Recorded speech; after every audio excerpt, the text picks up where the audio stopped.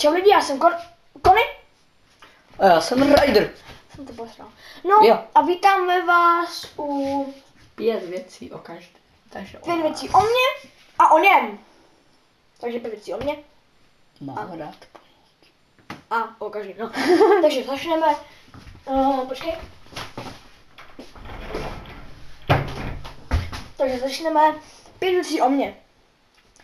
Nebo jakože prostě řeknu tu věc a odpovíme každý, jo? Tak pojď sem. Takže, první věc. Věc číslo 1. Takže, moje pravý jméno je Adam Konečný. No. A moje pravý jméno je Patrik Konečný. A druhá věc. Jsme bráchové. Ale fakt. Třetí věc. Třetí. Ty vole, co tam? Mám rád zvířátka. Já taky.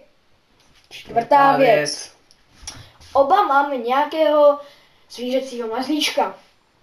Já mám křečka Já morče. a budeme mít psa. Psa. Ano? Pátá věc. Pátá věc. Osobně se věnuju parkouru. Já taky. No a to by bylo 5 věcí. Šestá věc. Máme ještě jednu ségru. Sejgru.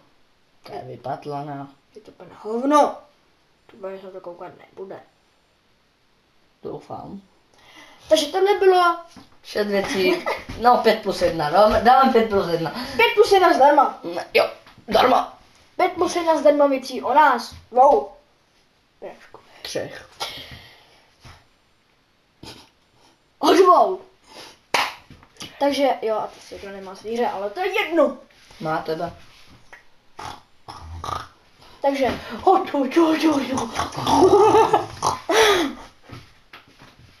Kokos. takže tohle by bylo, počkám, už bude mít půl, takže tohle by bylo 6 věcí o nás. My se s vámi loučíme a zatím čau. Čau.